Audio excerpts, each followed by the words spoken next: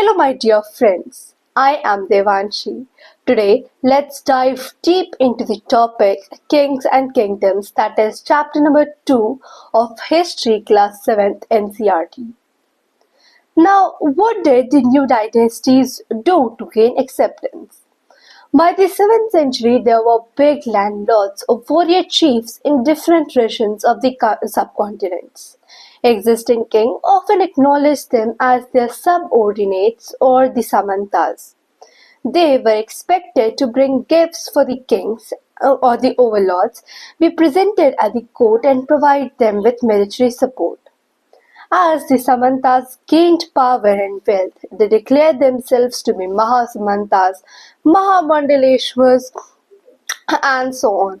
Sometimes they asserted their independence from their overlords too. Now, here one such instance was that of the Rashtrakutas in the Deccan. Initially, they were subordinates to the Chalukyas of the Karnataka. In the mid-8th century, Dhantidurga, a Rashtrakuta chief, overthrew its overlord and performed a ritual known as Hiranyagarbha, literally the golden womb. When this ritual was performed, it was thought to be the rebirth of sacrifices as Kshatriyas, even if he was not born by one. Now, administrations in the kingdom. How did it work? Many of these new kingdoms adopted high-sounding titles such as Maharajadhiraj, then Tribhuvana Chakravartin, the Lord of Three Worlds, and so on. Now, however, in spite of such claims, they often shared powers with Samantas as well as associations of peasants, traders, and Brahmanas. In each of these states, resources were obtained from the producer, that is, peasants, cattle keepers, artisans who were often persuaded or, compelled to surrender part of what they produce, isn't it? Now, sometimes that he owned the land, revenue was also collected from the traders. Now, these resources were also used to finance the king's establishments as well as for constructions of the temples and the fort. Now, they were also used to fight different wars and to access to their lands as well as trade routes. So, this was about how they used their resources. Okay, now here's the term Prashastis and the land grants. Okay, now Prashastis contains details that may not be literally true, but they tell us how rulers wanted to depict themselves as valiant, victorious warriors, for example. Now, these were composed by learned Brahmanas who were occasionally helped in the administration. Now, here's a fact about Nagabhatta, the achievements of Nagabhatta. The king of Andhra, Sindh, Vidarbha, that is a part of Maharashtra in today's India, and Kalinga fell before him even as he was a prince. He won victory over Chakrayodha, the ruler of Kannauj. He defeated the king of Vanga, part of Bengal, then Anartha, that is a part of Gujarat, Malwa, part of Madhya Pradesh, Kirta, forest peoples, and also the Turks, Vatsya, Matsya, and Vatsya and Matsya was both two kingdoms in North India. So this was about the achievements of Nagabhatta. Now, warfare for wealth. For centuries, ruler belonging to the Gurjara, Pratihara, Rashtrakuta and Pala dynasties fought for control over Kannauj. Because there were three parties involved in this long-drawn conflict, historians often describe it as the tripartite struggle. Now, rulers also tried to demonstrate their power and resources by building large temples. So, when they attacked one another's kingdom, they often chose to target temples which were sometimes extremely rich, isn't it? Now, one such ruler is Mahmud of Ghazni, Afghanistan. He raided the subcontinent 17 times, that is 1000 to 1025, with a religious motive. His targets were on large wealthy temples, including that of Somnath in Gujarat. Now much of the wealth Mahmud carried away was used to create a splendid capital city at Ghazni.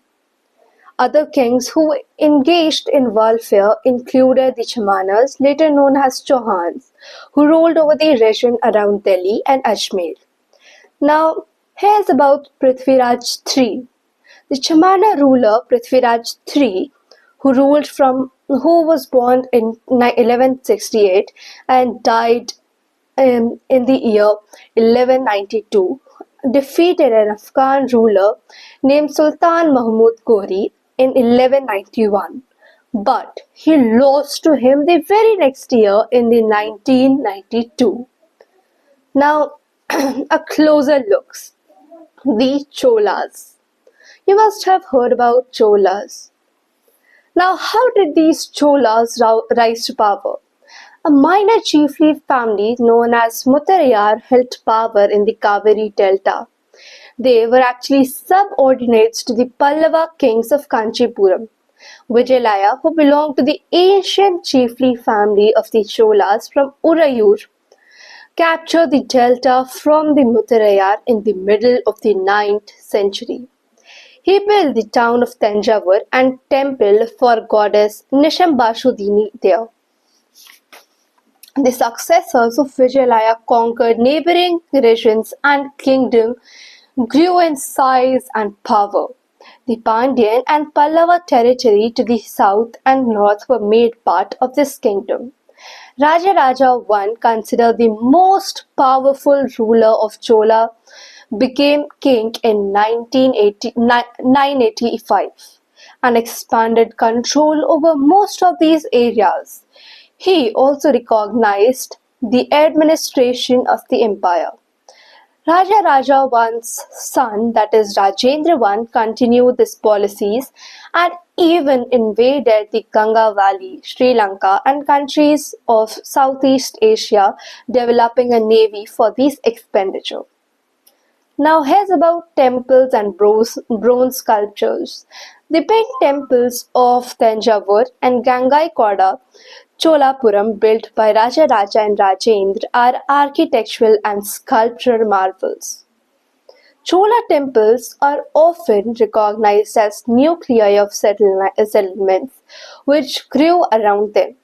These were centers of craft productions. In other words, these temples can also be said to be temples were actually not only places of worship, but these were also centers of economic, social, and cultural life. Okay.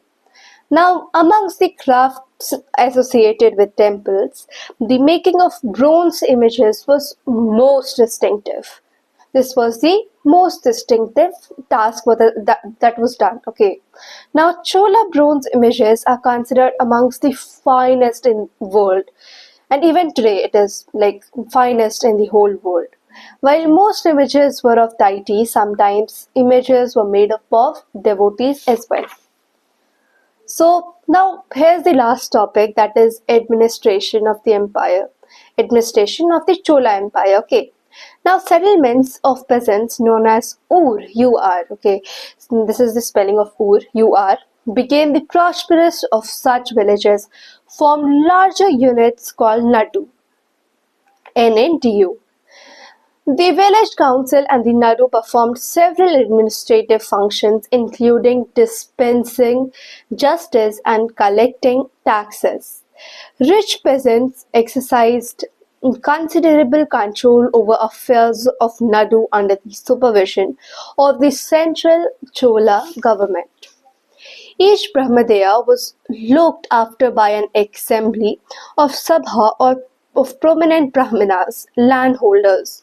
These assemblies worked very effectively. Their decisions were recorded in detail in inscriptions, often on the stones of walls of temples.